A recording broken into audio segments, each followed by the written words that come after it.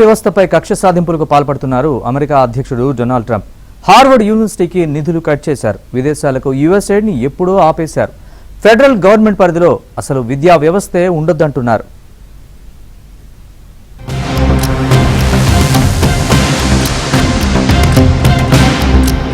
అమెరికాలోని ప్రతిష్టాత్మక హార్వర్డ్ యూనివర్సిటీకి 2020 కోట్ల డాలర్ల ఫెడరల్ నిధులను ట్రంప్ ప్రభుత్వం స్తంభింపజేసింది.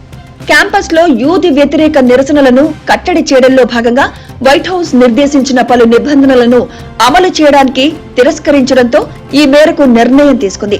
యూనివర్సిటీ పరిపాలనా విధానాలతో పాటు ప్రవేశాలు, నియామకాల ప్రక్రియలో మార్పులు చేయాలని, విదేశీ విద్యార్థులు స్క్రీనింగ్ విషయంలో ఇమిగ్రేషన్ అధికారులతో సహకరించాలని ఈ నెల 3న హార్వర్డ్ వర్గాలకు ఆదేశాలందాయి. అయితే తమ స్వతంత్రత, రాజ్యాంగ హక్కులపై వర్సిటీ ఎలాంటి చర్చలు జరపబోదని, ప్రభుత్వ విధానాలకు లొంగబోమని వర్సిటీ విద్యార్థులు, సిబ్బందికి రాసిన బహిరంగ లేఖలో హార్వర్డ్ అధ్యక్షుడు అలన్ గార్బర్ స్పష్టం చేశారు.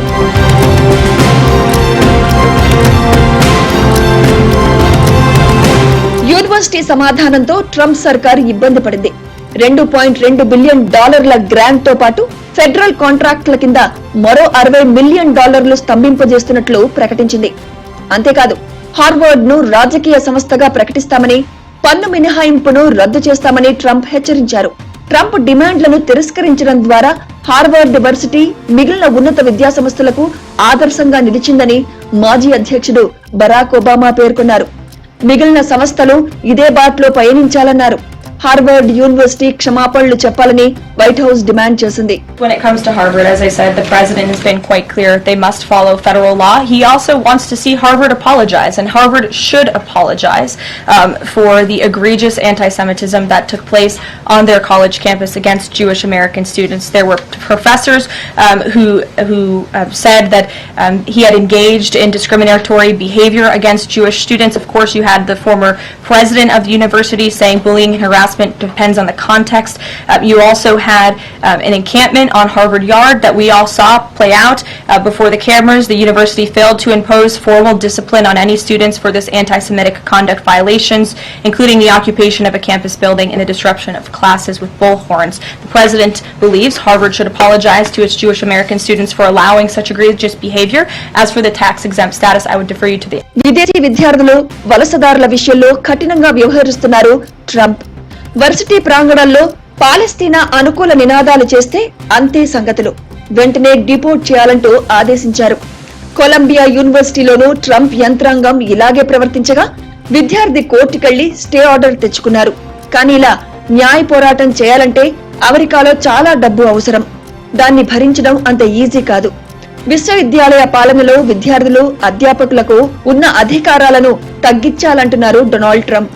అయితే విశ్వవిద్యాలయ స్వేచ్ఛను అడ్డుకుంటే ఎట్టి పరిస్థితుల్లోనూ రాజీ పడబోమని యూనివర్సిటీ స్పష్టం చేసింది. ఆయన ఏ పని చేసినా వ్యతిరేకిస్తున్నారు, వీళ్ళ కొద్దిగా లైన్లో తీసుకురావాలని ఆ పర్సనల్ యాంగిల్ కూడా ఉన్నది. దాని మీద కూడా ఆయన కక్ష తీసుకోవచ్చా, అది లేదా అది వేరే విషయం. ఆ చేతిలో పవర్ ఉన్నది. మీరు నన్ను వ్యతిరేకించారు, నేను మీ మీద యాక్షన్ తీసుకుంటున్నా, మీరు ఎంత పెద్దవాళ్ళైనా నా చేతికి లొంగుతారు, నా పవర్ ఇది, అది కూడా ఆయన చూపెడుతున్నాడు. కొంతవరకు ఇది చాలా పెద్ద పని. ట్రంప్కి ఒక విశ్వవిద్యాలయం మీద యాక్షన్ అమెరికాలో తీసుకొని ముందరికి వెళ్ళాలంటే అది చాలామంది కోర్ట్స్లో కూడా ఆయన సపోర్ట్ చేస్తున్నారు. హార్వర్డ్ అంటే అంతర్జాతీయంగానే నెంబర్ 1 పేరున్నటువంటి విశ్వవిద్యాలయం. దీనికి ఫండ్స్ కూడా బాగానే ఉన్నాయి. దాని ఎండోమెంట్, దానికి చారిటీగా కానీ దానికి సాయంగా అంటే వచ్చిన నిధులు, దాని వనరుల ఇది 58 బిలియన్ల దాకా దానికి మొత్తానికి డబ్బులు ఉన్నాయి. దాని సొంత ఆ ఫండ్స్ దానికి ఉన్నాయి, ప్రైవేట్గా వచ్చిన ఫండ్స్. సో ధనిక విశ్వవిద్యాలయం. ఇట్లాంటి విశ్వవిద్యాలయం ఉదారవాద భావాల కోసం ట్రంప్తో డి అంటుంది.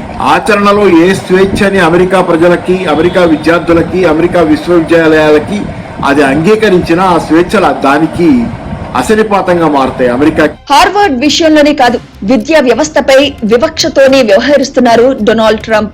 ప్రభుత్వ ఖర్చులు తగ్గించుకోవాలన్న ఏకైక లక్ష్యంతో అసలు విద్యా వ్యవస్థను రాష్ట్రాలే చూసుకోవాలని, కేంద్రం అంటే ఫెడరల్ గవర్నమెంట్ కు ఏం సంబంధం అంటూ వాదిస్తున్నారు. వీలైనంత తొందరగా ఫెడరల్ ఎడ్యుకేషన్ డిపార్ట్మెంట్ ను మూసివేయాలంటూ ఎగ్జిక్యూటివ్ ఆర్డర్ పై సంతకం చేశారు. అతి త్వరలోనే దీన్ని అమలు చేస్తామని, విద్యాశాఖ ద్వారా తమకు ఎలాంటి మేలు జరగడం లేదన్నారు ట్రంప్. ఈ శాఖపై పూర్తి అధికారాలను రాష్ట్రాలకు తిరిగివ్వాలని నిర్ణయించామన్నారు. So just to end, this administration has been fighting for parents' rights and universal school choice. We want to do something that I think many people in this room want, and even if you don't, I think you do want it, but you might not be able to say it. We want to move the schools back to the states so that Iowa and South Carolina and Georgia and all these states can run your own school system. And you'll do a fantastic job, Kim. You're going to do great. I mean, I use your example because you're so much into the education, done a great job with school choice. And you're being told, Ron would love, Ron sitting there saying, oh, give me the education. You're being told by people in Washington that don't know much about your state and maybe don't like your state, maybe don't like you, maybe don't like your pupils. Trump బాధ్యతలు స్వీకరించే నాటికి 4100 మంది ఉద్యోగులు ఉన్నారు. వారిలో 600 మంది స్వచ్ఛందంగా పదవీ విరమణ చేశారు. మిగతా వారిని ఇంటికి పంపించనున్నారు. ట్రంప్ ఉత్తర్వుల ప్రభావం 5 కోట్ల మంది విద్యార్థులపై పడుతోంది. అమెరికాలో ఉన్నత విద్య మరింత ఖరీదైన వ్యవహారంగా మారిపోనుంది. పేద మధ్యతరగతి వర్గాలకు నాణ్యమైన ఉన్నత విద్య అందుబాటులో లేకుండా పోతుంది. కేంద్రం ఫండింగ్ లేకపోతే వికలాంగ విద్యార్థులు, గ్రామీణులు నష్టపోతారు.